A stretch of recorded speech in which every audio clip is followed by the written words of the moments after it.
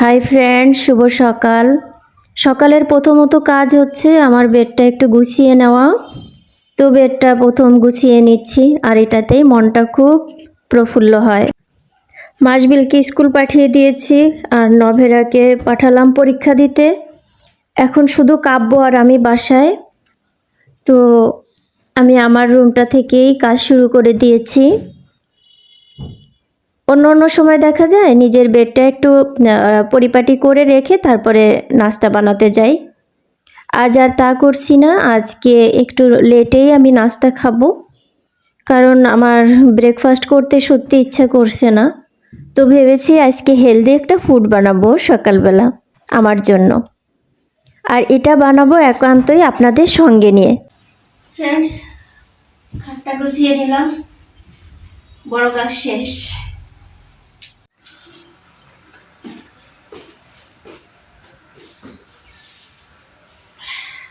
Black coffee, সকালবেলা একটু গরম জল খেয়েছি, তারপরে একটু ব্ল্যাক কফি খাচ্ছি।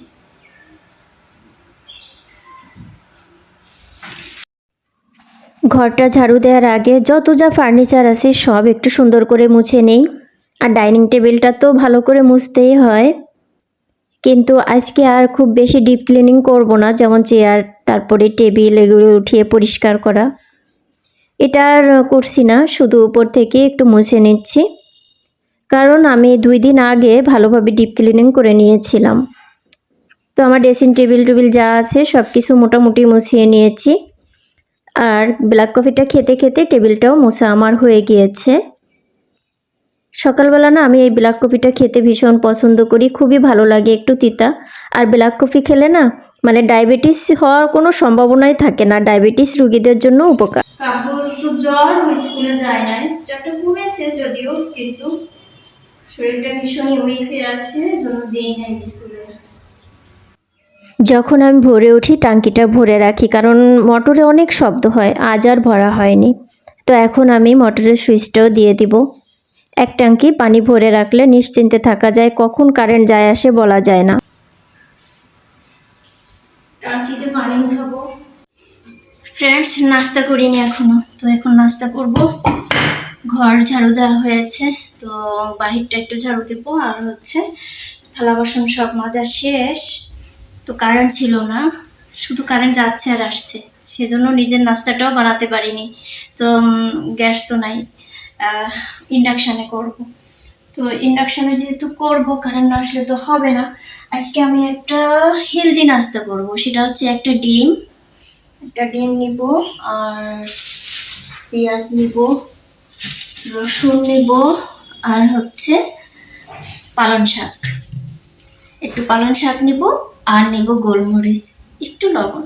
এটাতে ভালোভাবে ফেটে পরে সর্ষের তেলে ভেজে খাবো, এটাই খাবো আজকে সকালে, আর কিচ্ছু খাবো না, হালকা একটু তেলে আর কি ভাজবো।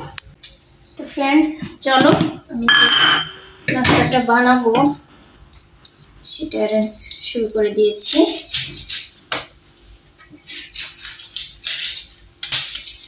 একটা রসুন নেওয়া যাবে না, কয়েক পিস নিব আর কি। পালং শাকটা আমাদের শরীরের জন্য অনেক উপকার, যদি সেটা মানে ওভার কুক না হয়। অল্প রান্নার উপরে পালং শাকটা খেতে হয়। পালং শাক রান্না করতে কিন্তু বেশি করতে হয় না, বেশিক্ষণ রান্না করতে হয় না, অল্পতেই সিদ্ধ হয়ে যায়, তাই না বলো? তো রসুনটুকু নিব,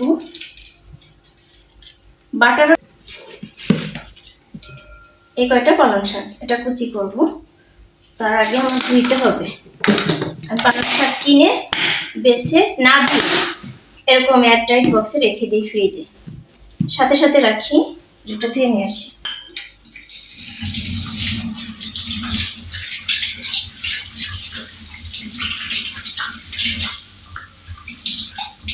সবারই স্বাস্থ্যের প্রতি সচেতন হওয়া উচিত, স্বাস্থ্যের যত্ন নেওয়া উচিত।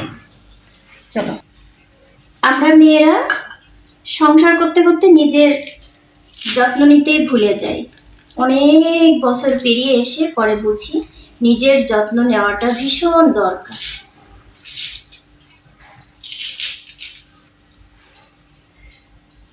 আমি বলবো যে সকল নারীরা 40 পেরিয়েছেন বা 40-এর মুখোমুখি হবেন, তারা আজ থেকে সতর্ক হন নিজের প্রতি যত্নবান হতে।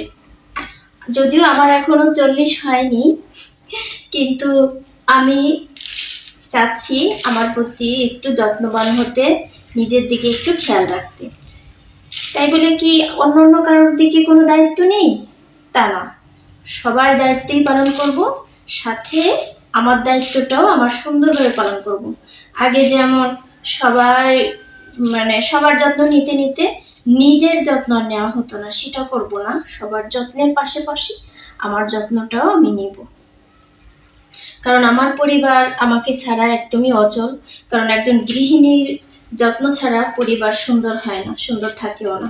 তো আমার পরিবারের দায়িত্ব তো আমার, এবং আমার দায়িত্ব আমার। তো আমার সব দিকে খেয়াল রাখতে হবে, কাজ বেড়ে গেল আর কি। এতদিন শুধু পরিবারের সবার দায়িত্ব কোনখানে পালন করেছি, এখন নিজেরও দিকে সচেতন হতে হবে। নিজের খাওয়া, ঘুম, গোসল সময় মতো, তারপরে হচ্ছে সুখ দুঃখ কে দিল না দিল সেদিকে না তাকিয়ে নিজেকে হ্যাপি রাখা। তো সব কিছুই আসলে এভাবে খেয়াল করতে হবে। তো যাই হোক, বক বক বেশি করে ফেলতেছি, কথা শুরু করলে তো আর শেষ হয় না।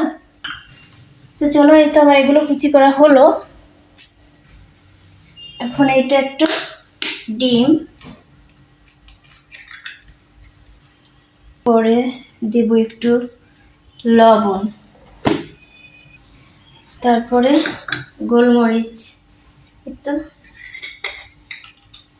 যার স্বাদ অনুযায়ী গোলমরিচ নেবেন। আমি একটু গোলমরিচ বেশিই দিই, আমার কাছে ভালো লাগে ঝাল ঝাল, কিন্তু গোলমরিচের গন্ধটা না ভালো লাগে না।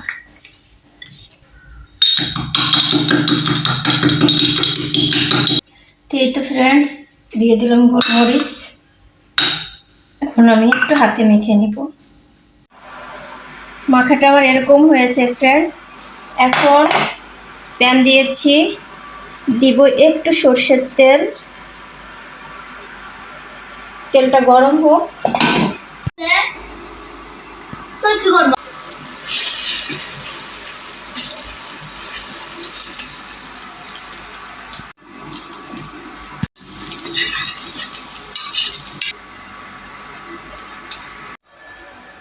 এই তো ফ্রেন্ডস, আমার হেলদি নাস্তা রেডি। এটা এখন বসে খাবো আর 1 কাপ চা খাবো। ফ্রেন্ডস, এই দেখো আমি কম্বলের নিচে বসে গিয়েছি, আর এই তো আমার হেলদি ফুড। আর হচ্ছে চাটা বাবা, ওটা না হলেই হবে না, কি আর করার। কারণ চায় যতই ক্ষতি হোক না কেন, চাটা আমার চাই, কারণ চা ছাড়া আমার মন ভালো থাকে না। চা আর ব্যস্ততা, এই দুটোই আমাকে খুব ভালো রাখে, আমার খুব ভালো লাগে। তো ফ্রেন্ডস, আজ আমার ছোট পরীর জন্মদিন। চলুন টিচারের পরিবারের জন্মদিনে তাদের বাচ্চাদের জন্য কী আয়োজন করা হয়। আসলে টিচাররা চাইলেই সব কিছু করতে পারে না, কারণ তাদের সীমিত একটা আয় থাকে, তাই এর ভিতর দিয়ে সীমাবদ্ধ তারা। আরও তো মাস শেষ, 21 তারিখে মাসবিলের জন্মদিন। তো 21 তারিখে তো জানোই মাসের শেষ, হাতে টাকা নেই। তো ভেবেছি বাচ্চাদের বায়না তো, বার্থডে সবাই এখন বুঝে চিনে, বাচ্চারা বেশি বুঝে। তো যার জন্য কি করব, একটু পোলাও করে দিলাম আর একটু ডিমের কোরমা করে দিয়েছি।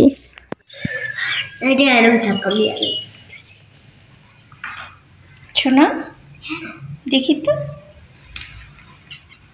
পাখিটা।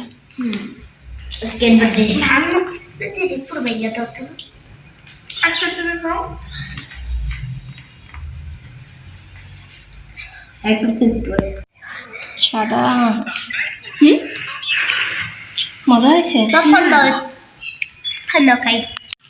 কিছু বলো মর্নিয়া, বলো তোমার বন্ধুদেরকে, আমার বন্ধুদেরকে তুমি কিচ্ছু বলো। আজ তোমার জন্মদিন। হ্যাঁ, এটা আমার বন্ধুরা। বলো, আজ আমার জন্মদিন। আপনারা আমার জন্য দোয়া করবেন।